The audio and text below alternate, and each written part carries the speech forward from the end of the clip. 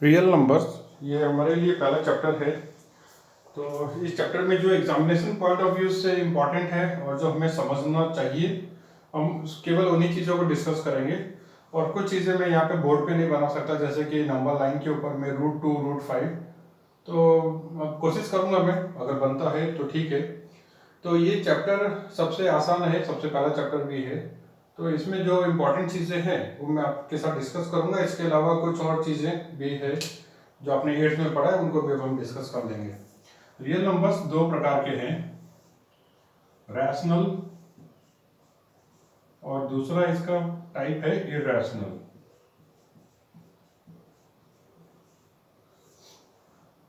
अब रैशनल में कौन आ गए? तो रैशनल में आ जाते हैं सारे के सारे natural number, whole numbers, integers. इसके अलावा कुछ नंबर हैं जो कि फ्रैक्शन के फॉर्म में है या डेसिमल के फॉर्म में है। तो ये तो ना नेचुरल नंबर हुए, है ना। ये नंबर्स फ्रैक्शन और डेसिमल ना तो नेचुरल नंबर है, ना होल नंबर है, ना इंटीजर है, लेकिन ये भी रैशनल नंबर की कैटेगरी में है। जो दूसरा ग्रुप ऑफ नंबर है वो है इरैशनल नंबर्स। तो ये √2 √3 √5 या under root of any prime number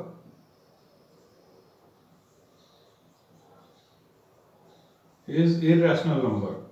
तो आइए हम ये देखते हैं रैशनल नंबर की डेफिनेशन क्या है और इरैशनल नंबर की डेफिनेशन क्या है। तो रैशनल और इरैशनल नंबर में हमारे पास नेचुरल नंबर, होल नंबर और इंटीजर्स। तो आप मुझे इन तीनों की ही डेफिनेशन लिख करके एग्जांपल्स के साथ में भेजेंगे व्हाट्सएप पे। तो मैं बात करता हूँ इनके बारे में कि ये फ्रैक्शंस और डेसिमल्स ये क्यों रैशनल है और ये तीनों भी क्यों रैशनल नंबर्स है। तो अगर हम रैशनल नंबर समझ रहे हैं तो ऑटोमेटिकली इरैशनल नंबर आपको समझ में आ जाएगा।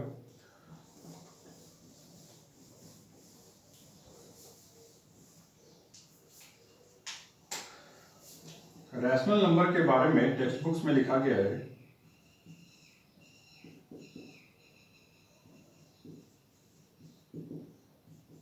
The numbers which are of the form of P upon Q, which are in the form of P upon the numbers which are in the form of P upon Q, where P and Q are integers. Basically they should be co-prime integers, so this is important, co-prime integers.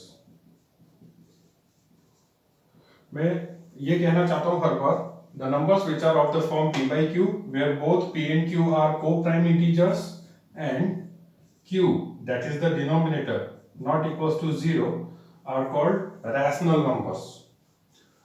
तो ये definition है, इसमें आप integers भी बोले, मैं co-prime integers बोलना चाहता हूँ तो मैं वही कहूँगा। तो रैशनल नंबर वो नंबर है जिनको हम सिंपल है कि फ्रैक्शन के फॉर्म में लिख सकें, है ना, न्यूमरेटर और डिनोमिनेटर दोनों के ही फॉर्म में उसे प्रस्तुत कर सके, उसे रिप्रेजेंट कर सके। तो वैसे नंबर्स को हम रैशनल नंबर्स कहते हैं। अब रैशनल नंबर्स में अगर कहीं 2 लिखा हुआ है तो इसको आप 2/1, है ना, P by Q का फॉर्म होना चाहिए, मतलब न्यूमरेटर होना चाहिए, डिनोमिनेटर होना चाहिए, और ये डिनोमिनेटर 0 नहीं होना चाहिए। तो अगर डिनोमिनेटर में 0 नहीं है और न्यूमरेटर और डिनोमिनेटर दोनों इंटीजर हैं तो ये नंबर 2 रैशनल नंबर कहलाएगा। जैसे 9/7, ये दोनों ही नंबर इंटीजर हैं, 9 is an integer, 7 is an integer. Denominator में 0 नहीं है तो ये भी हो गया रैशनल नंबर। जिस नंबर के पास डिनोमिनेटर नहीं दिख रहा है, जैसे मैंने एग्जांपल में 2 लिया है, तो इसको 2/1 लिख सकते हैं। कहीं पे 10 दिखता है तो इसको 10/1 ले सकते हैं। तो ऐसे नंबर जहां पे डिनोमिनेटर नहीं है उसको डिनोमिनेटर 1 दिखाया जा सकता है। और बेसिकली बात ये है कि ये दोनों ही नंबर, न्यूमरेटर डिनोमिनेटर, ये दोनों ही इंटीजर होने चाहिए और डिनोमिनेटर 0 नहीं होना चाहिए। ऐसे नंबर्स को हम रैशनल नंबर कहते हैं। तो ये फ्रैक्शन, जितने भी फ्रैक्शन हैं डेफिनेशन के हिसाब से 2/3, 5/7, 4/11, जितने भी मैं फ्रैक्शन लिख दूं ये सभी के सभी p/q के फॉर्म में आ जाएंगे, where both p and q are integers and q, that is the denominator, is not equal to 0। तो सारे के सारे फ्रैक्शन रैशनल नंबर हो गए, ठीक है। अब बात बाकी बचती है, अच्छा ये जो नेचुरल नंबर है, इंटीजर है, इनका डिनोमिनेटर तो होता नहीं है, तो इनका डिनोमिनेटर आप 1 दिखा सकते हो, तो फिर ये भी रैशनल नंबर हो गए, क्योंकि न्यूमरेटर भी इंटीजर है और डिनोमिनेटर में 1 है ना। यहाँ पे आप कोई भी नंबर रख दो, कोई भी नेचुरल नंबर रखो तो उसका डिनोमिनेटर 1 दिखा सकते हो, या कोई भी होल नंबर रखो उसका डिनोमिनेटर भी 1 दिखा सकते हो। कोई भी इंटीजर रख दो, चाहे पॉजिटिव चाहे नेगेटिव। मैंने -9/7 लिया, this is numerator is integer, denominator is integer, denominator is not 0, hence -9/7 is a rational number. तो जिस नंबर का डिनोमिनेटर नहीं है उसका डिनोमिनेटर 1 दिखा दीजिए, मतलब सारे के सारे नेचुरल नंबर, सारे होल नंबर, सारे इंटीजर्स, सारे फ्रैक्शंस, ये सभी के सभी p/q के फॉर्म में आ सकते हैं या p/q के फॉर्म में ही होते हैं। तो ये सब के सब रैशनल नंबर हुए। अब हम देखते हैं कुछ डेसिमल नंबर्स को। जैसे कि मैंने लिख दिया सबसे सिंपल 0.5, तो इसको भी आप लिख सकते हो ना 0.5/1। लेकिन बात क्या है कि ये तो इंटीजर नहीं है, 0.5 तो इंटीजर नहीं है ना। इंटीजर में 1 आता है, 2 आता है, 0 आता है, -1 आता है, लेकिन 0.5 तो कहीं नहीं आता। तो ये न्यूमरेटर इंटीजर नहीं हुआ, इसको इंटीजर बनाइए। ये इंटीजर क्यों नहीं है? क्योंकि डेसिमल है, तो डेसिमल को हटाना पड़ेगा। तो डेसिमल आप हटाओगे तो नीचे एक 0 आ गया। Now this is simply 5/10, so it is 1/2। तो 0.5 1/2 ही होता है, तो ऑफ कोर्स 1/2। न्यूमरेटर भी इंटीजर, डिनोमिनेटर भी इंटीजर, डिनोमिनेटर में 0 नहीं है, तो ये रैशनल नंबर हुआ। ये रैशनल नंबर हुआ, ये इसके बराबर है, तो ये भी रैशनल नंबर है ना। तो मैं और भी लेता हूं एग्जांपल, जैसे कि 0.25। अब 0.25 को आप लिख सकते हैं 0.25/1, but again the same problem, 0.25 is not an integer, तो इसको इंटीजर बनाएंगे डेसिमल हटा करके।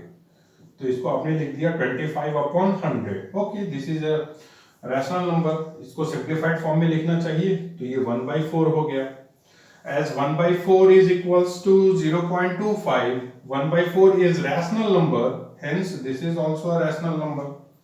तो डेसिमल जब भी आए तो डेसिमल को हटाए, डेसिमल को हटा देंगे तो फ्रैक्शन मिलेगा, and if the denominator is not 0 then it will be called as a rational number. तो ये काफ़ी अच्छी बात हो गई। अब इसके बाद में हम देखते हैं कि कुछ जगहों पे डेसिमल के बाद में, जैसे यहाँ पे एक ही डिजिट है, यहाँ पे डेसिमल के बाद में केवल 2 डिजिट है। तो डेसिमल के बाद में कितने भी डिजिट हो तो हमें उसको हटाने में कोई समस्या नहीं है, that we can put as many digits that many number of zeros. जैसे कि 0.3679, इसको आप लिख सकते हो 3679/1 2 3 4। डेसिमल के बाद 4 डिजिट थे तो 1 2 3, एक और 0 चाहिए। जितने डेसिमल बन गया 1, और ये 4 डिजिट है तो 4 0। Now this is a rational number, hence this is also called a rational number. तो डेसिमल के बाद में 4 5 10 15 डिजिट हो कोई प्रॉब्लम नहीं है। लेकिन इन नंबर्स के बारे में क्या विचार है? अगर मैं लिख रहा हूं 2.323232, क्या कर रहा हूं मैं? रिपीट कर रहा हूं 323232, मैं ऐसा लिखते ही जाना चाह रहा हूं। तो ये नंबर कैसा है? क्योंकि इसको अगर मैं फ्रैक्शन के फॉर्म में लिखने जाऊं तो क्या करूंगा? डेसिमल हटाऊंगा, 1 लिखूंगा। अब कितने 0 डालूं?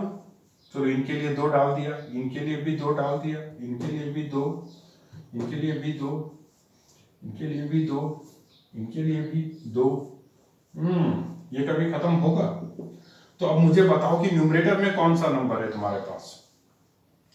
न्यूमरेटर में जो भी नंबर है वो एक इनफाइनाइटली मतलब नॉन टर्मिनेटिंग नंबर है न्यूमरेटर में। है ना, वो इन्फाइनेटली बढ़ते जा रहा है।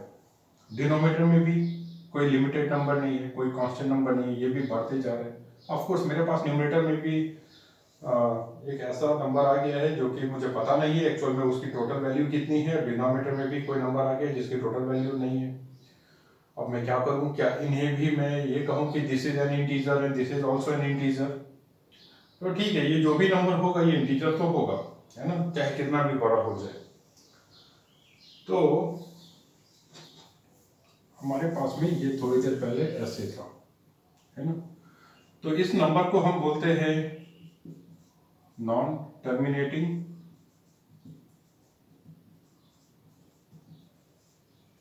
एंड क्या हो रहा है, रिपीटिंग। जैसे कि इसी को आप ऐसे भी लिख सकते थे 2.32 और एक ऊपर में लाइन ड्रॉ कर दिया। So this is 2.32 bar, bar BAR 2.32 बार। ठीक है, तो ये आप देख रहे हैं, इसी को हमने ऐसा लिख सकते हैं। अब ये नंबर रैशनल नंबर है क्या या नहीं है, ये हमें जानना पड़ेगा।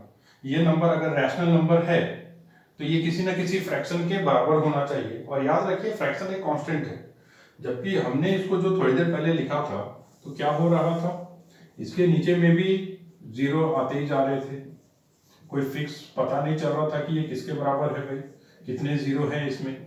तो ये तीन डॉट्स दिखा रहे हैं कि there are infinite number of zeros, the numerator is never ending, the denominator is never ending. I'm really confused whether this is an integer or not. ये कैसा नंबर है ना। तो हमें ऐसे ही नंबर्स के बारे में समझना है कि इन नंबर्स को हम क्या कहेंगे, रैशनल नंबर कहेंगे या रैशनल नंबर नहीं कहेंगे। मैं इसमें आपको और भी कुछ एग्जांपल देता हूँ, जैसे कि 9.999999 ये मिलता ही जा रहा है। अब ये नंबर कैसा है, अगर आप 3 को 7 से डिवाइड करते हैं तब आपका आंसर क्या आता है ना। मैं डिवाइड करूं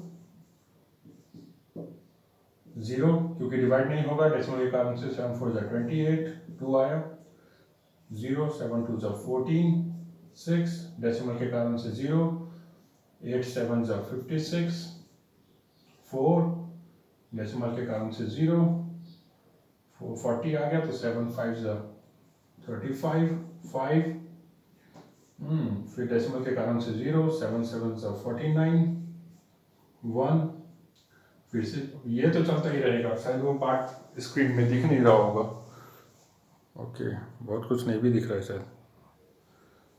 तो ये जो डिवीज़न है ये चलता ही रह जाएगा। तो